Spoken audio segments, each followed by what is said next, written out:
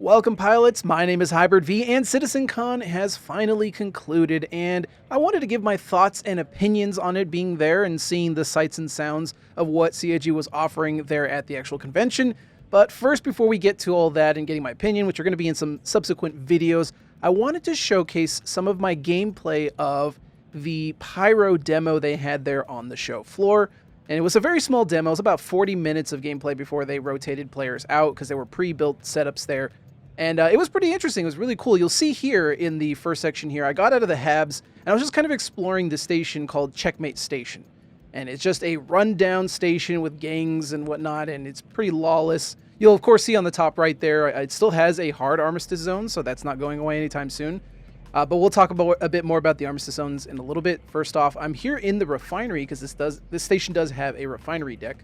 And I'm just taking in all the sights and sounds and just kind of looking and seeing all the really nice detail and artwork. Now, again, I apologize for the quality of this video. We did not have any ability to get a direct capture, nor could we get the audio. So most of the sounds you'll hear in the background is really just the sounds of the actual convention itself, as well as me just clicking my keyboard and stuff as I was playing the game here. Which is also why I'm doing live commentary, because there's not much else I can really show you here. You're not going to hear any gameplay audio whatsoever because I had headphones on that were provided to us.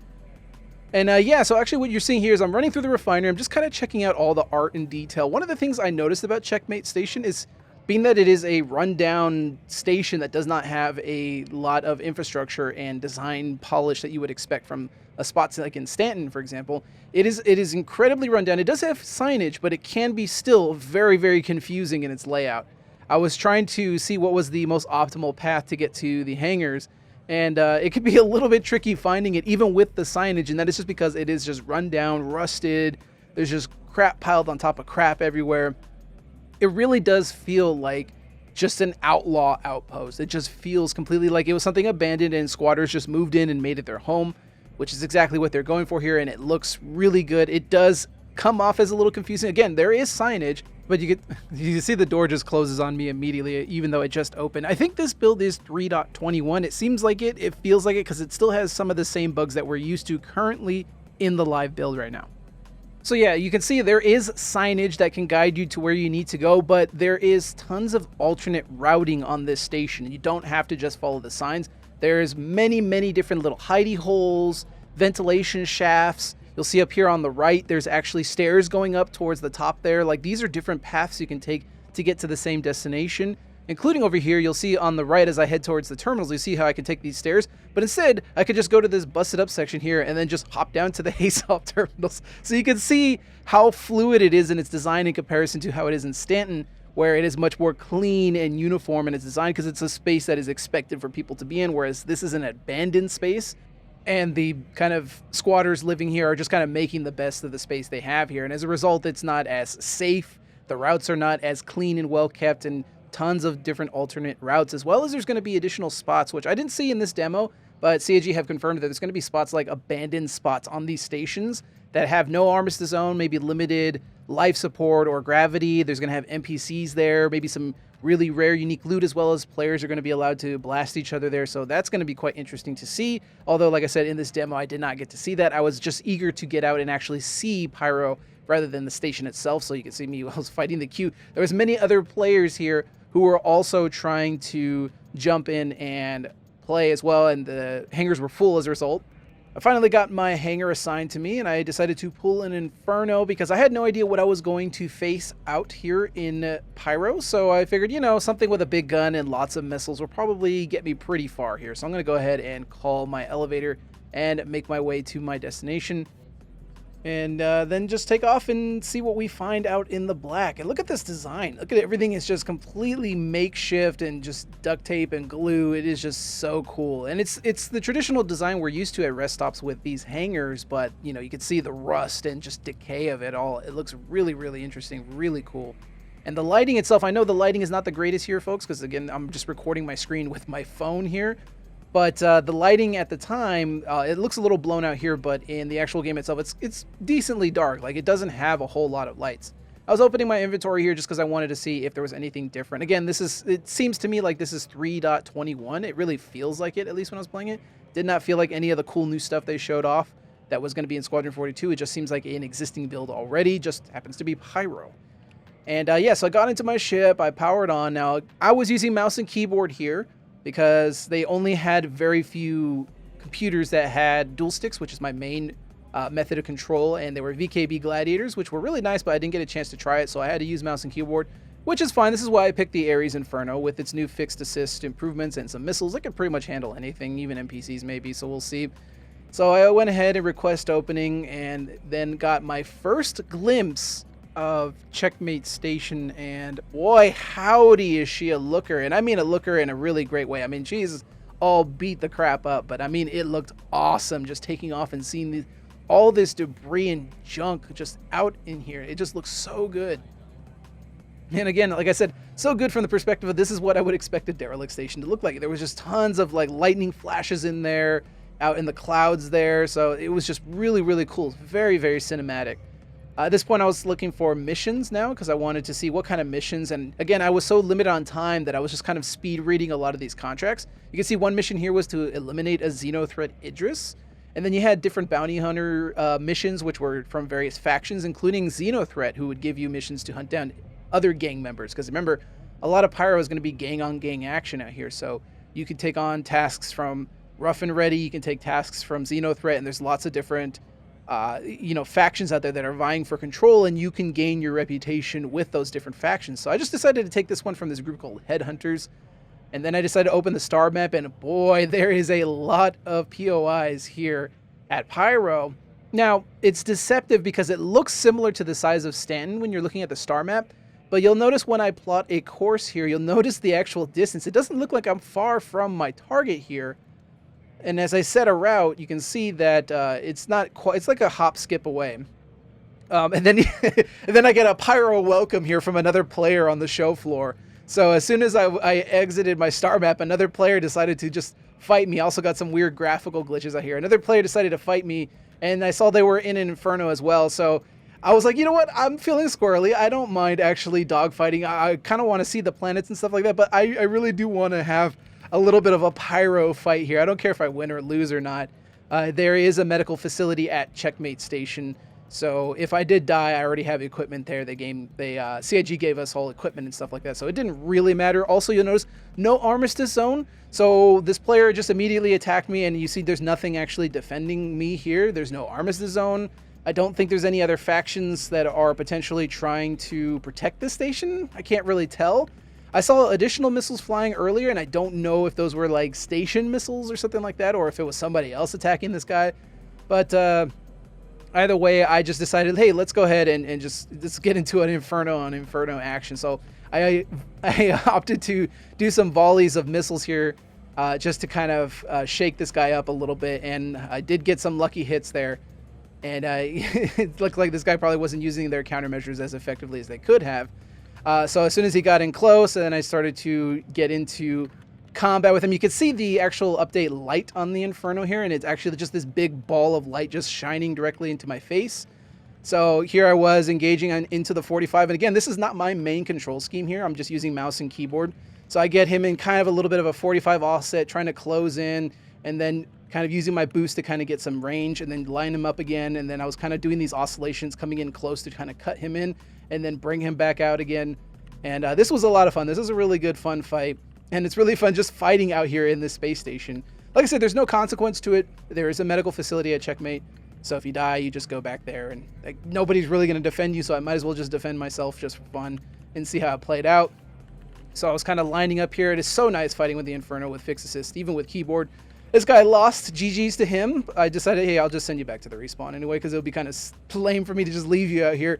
Just go back to respawn and get your kit, buddy. So GG's to that guy. That was really fun.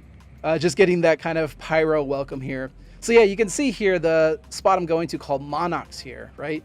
8.9 million kilometers. Not really too far of a distance, and it's actually a decently quick travel, which I'm going to go ahead and skip here. It's a quick travel for the Inferno. But I decided to use this kind of downtime in between going to that spot to kind of look at the different missions that they were on order here. Like I said, tons from the different gangs here. There was even a kind of an independent group that was more oriented towards like good factions out here. they're kind of like the settlers. They were kind of trying to kick out the gangs and stuff like that. So there's a few missions you'll see here. A lot of them, like I said, are entirely just gang member missions, but you'll see a couple that pop up here or there from independent factions called, like for example, you'll see one of them up there was called Citizens for Pyro. And those are just like the independent settlers living in Pyro who just don't want the factions interfering with them. And you can take missions for them. Of course, they will make all the gangs angry with you. But if you decide to actually take on their missions, you can actually gain some factions with those, or some reputation with those smaller settlements. And they will be happy to help you out. And the gangs will not like that. So you'll probably be experiencing a lot more, headaches in the future from the gangs if you decide to help them out. But the benefits of helping the citizens out is you may have access to some of their goods and facilities and whatnot. And we'll see some of that here shortly as I come into the planet out of Quantum. And I was just kind of looking around to see where the other missions... Like I said, this is 3.21, or at least it seems like 3.21, because it still has some of the same like mission bugs and stuff like that, like when it comes to tracking targets. And you'll see some of that here in a moment, but yeah. So I pulled into Monox here. It's a kind of a red planet. It kind of reminds me of Mars in its design. Kind of like if there was a smaller Hurston, if we had to draw an analogy with something that we were already used to now. And a smaller Hurston definitely kind of describes this here. So anyway, I spline jump over here, and I was like, okay, this mission is the closest. Let's go ahead and give this a shot. And unfortunately, it was at night on this part of the moon or planet, whatever you want to call this. I think this is Pyro 2, I think it is.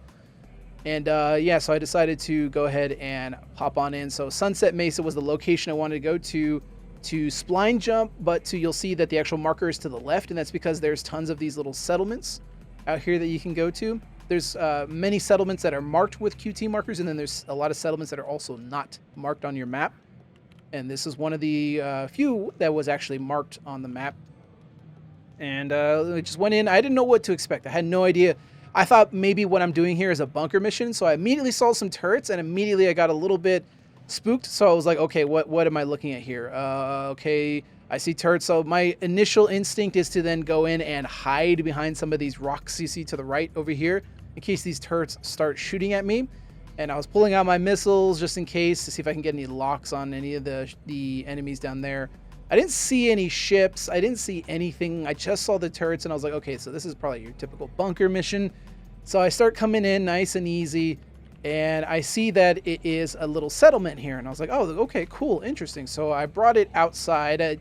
There's probably a way you can land directly on top of the settlement. There might be a pad in the center there. I'm not sure. But I wasn't certain at this point because this is my first time trying this. So I landed on the exterior, and then I hopped out to go and make my way inside. And of course, I pull my gun out because I'm thinking this is a bunker, right? Okay, so there's going to be hostiles out here. I'm going to be fighting through tons of dudes and whatnot. So I had my gun out, ready to go, ready to fight. I had my lights pointed at the settlement in case I needed additional lighting to help me spot enemies. And I didn't see anyone initially. And you'll notice actually there's NPCs to the left there. And they're just chilling, just hanging out, checking their Moby glass. Now, these NPCs I think are supposed to go about their day.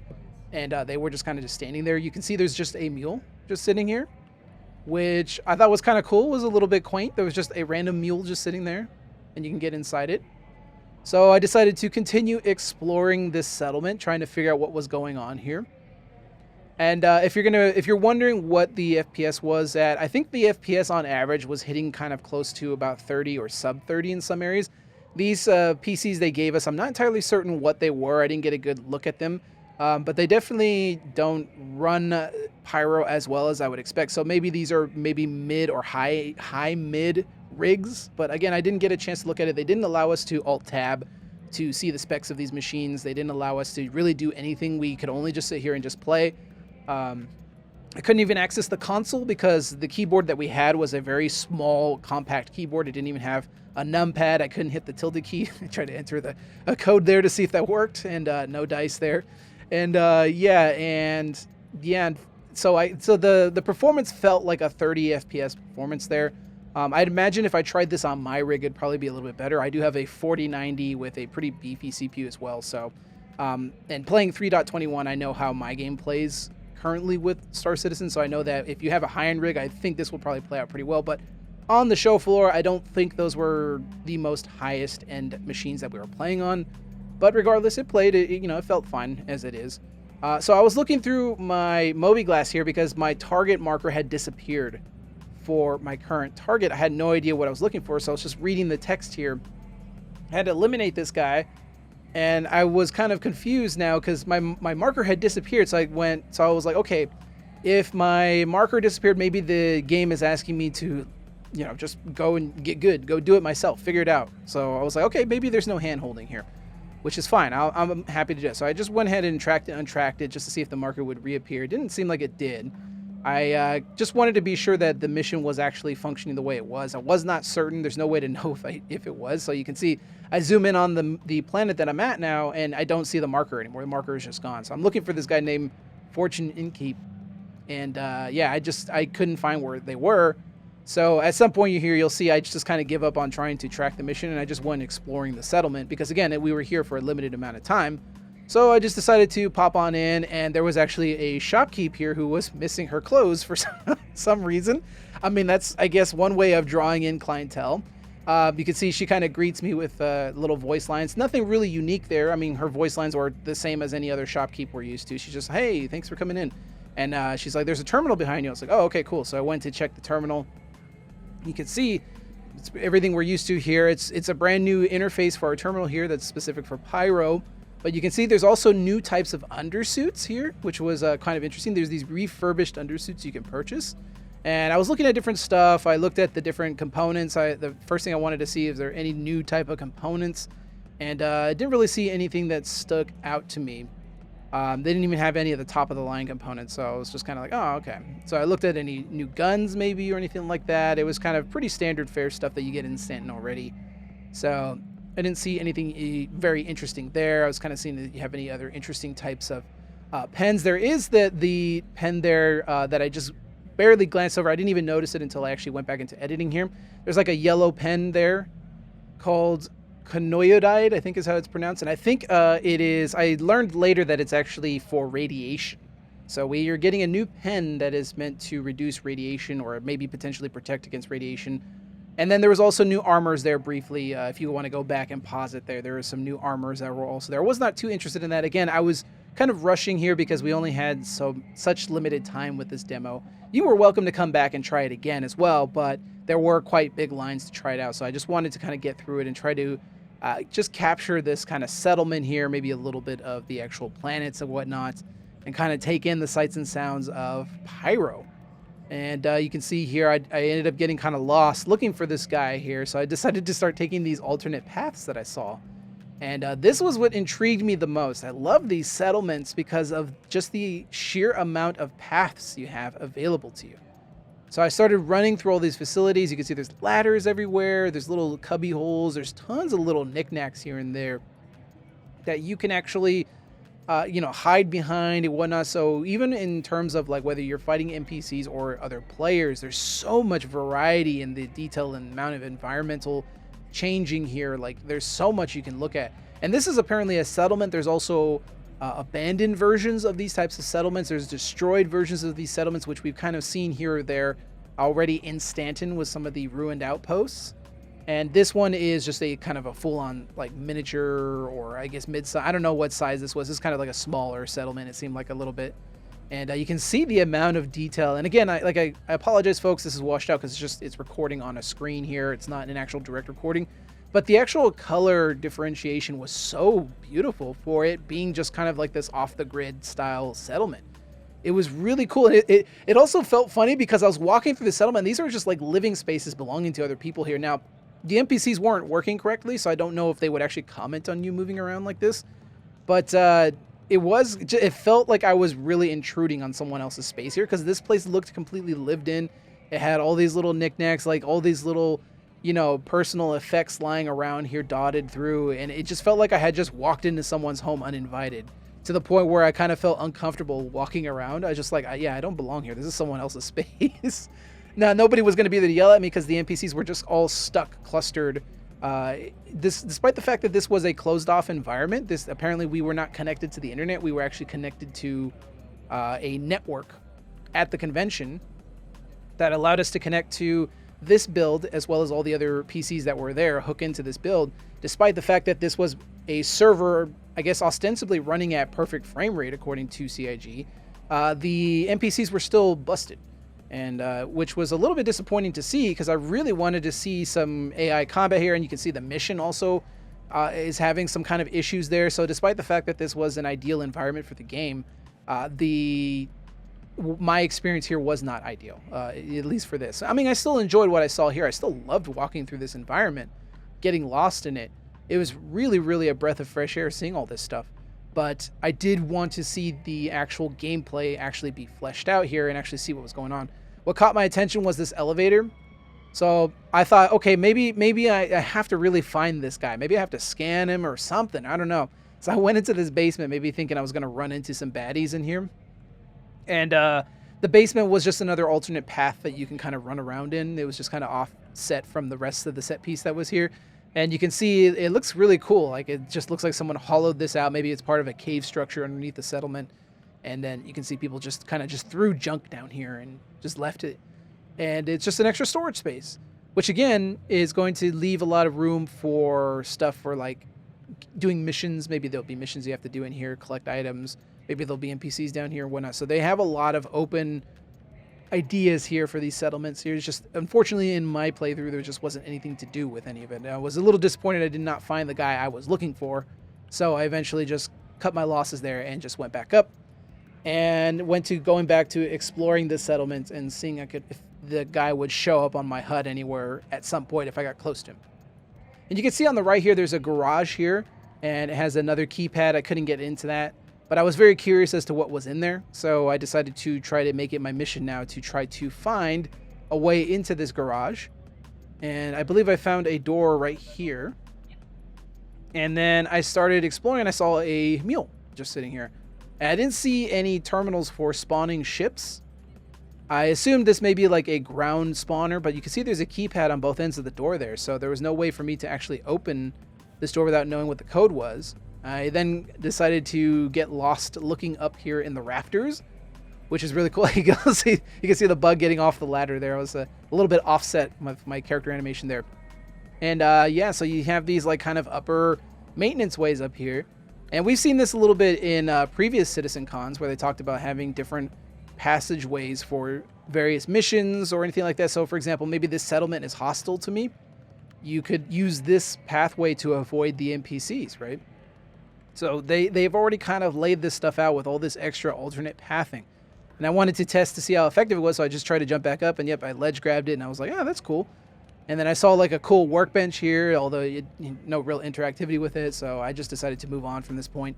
And I still hadn't seen my target that I was looking for here, so at some point here I decided to cut my losses and just go back to my ship, because again, we were operating on such short time, which is why you see me rushing through here really fast, because I wanted to capture as much as I possibly could before I decided to just nope off. And you can see here there's like a little greenhouse. There's a lot going on in this settlement. I even saw lights pass overhead, so I think another player was popping in.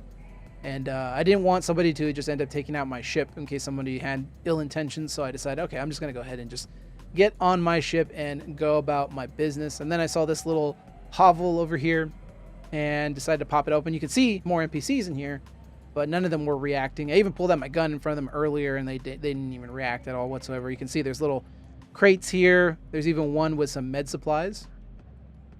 I decided to try to loot some of it, and I didn't get anything. You also notice I have dust on my character, right? We've seen snow before on characters, and one of the things I noticed in this build of the game is when you're outside, you get dust on you now. So that is a cool little tweak that they've done to kind of spruce up the visuals.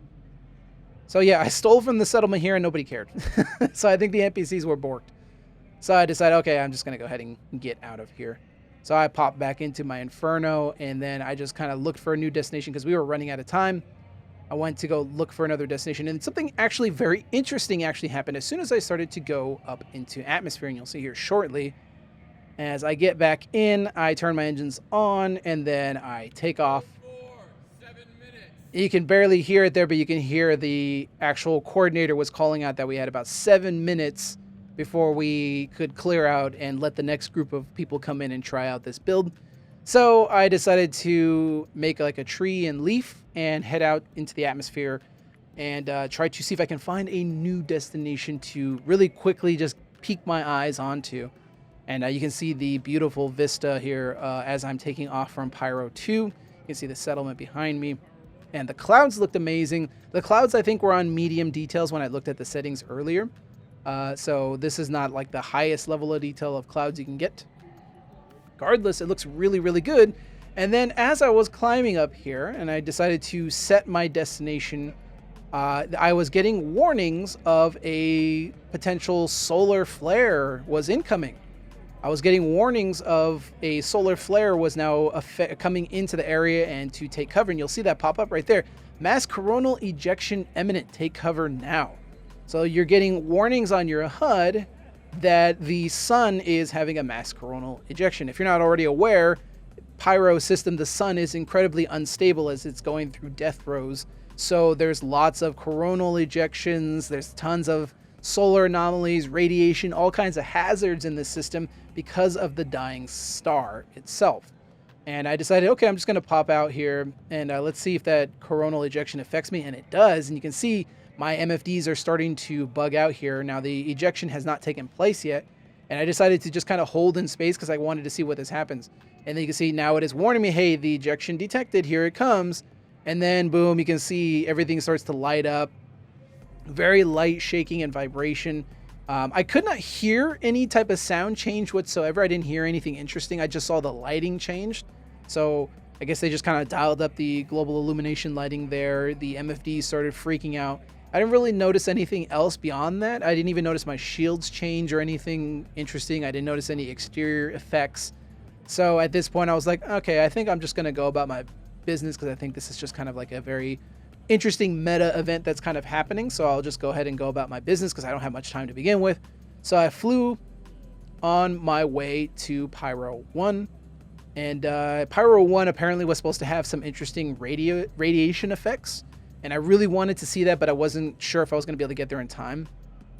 And at some point between here and my journey to Pyro 1, which I'm going to go ahead and cut to because it takes a little bit for me to get there.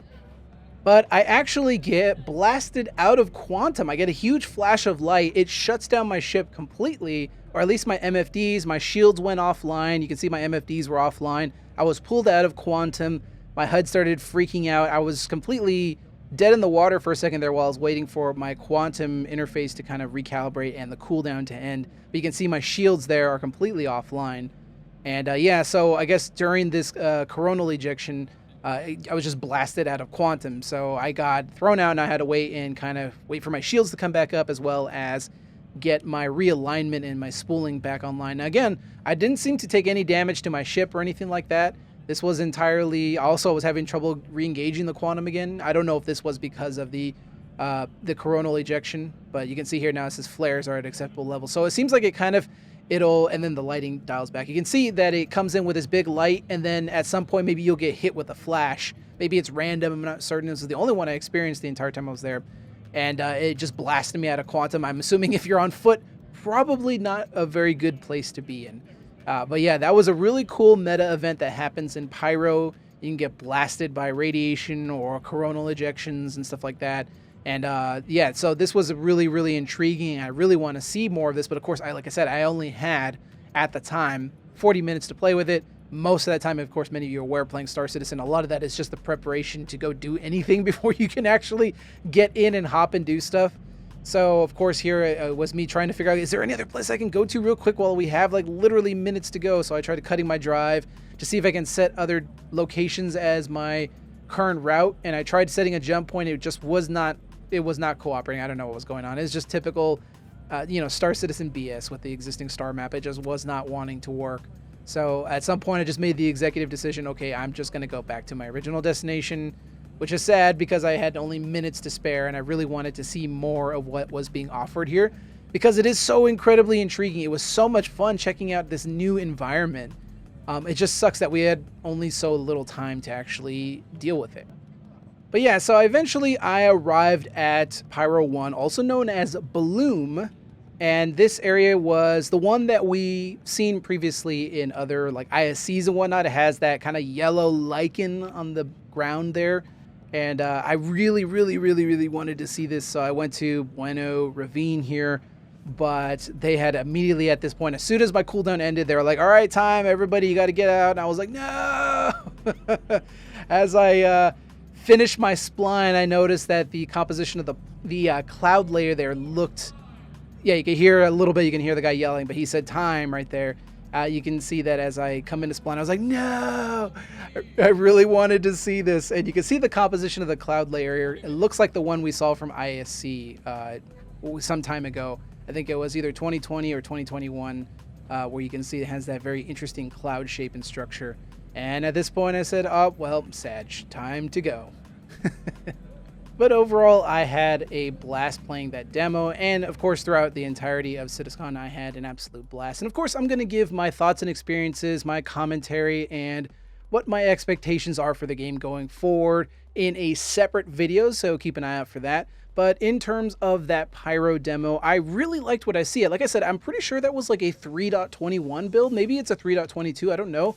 But it has a lot of what we already see in the current builds, including all the bugs and glitches as well, and even AI issues as well that are present in there too, despite the fact that this was apparently a closed environment that was not tied in any way to the actual net. It was literally a closed environment, and despite all that, the AI still were not really that responsive. I heard that the dogfighting NPC AI were very good, but the AI on the ground were not so much. At least in my experience, they were.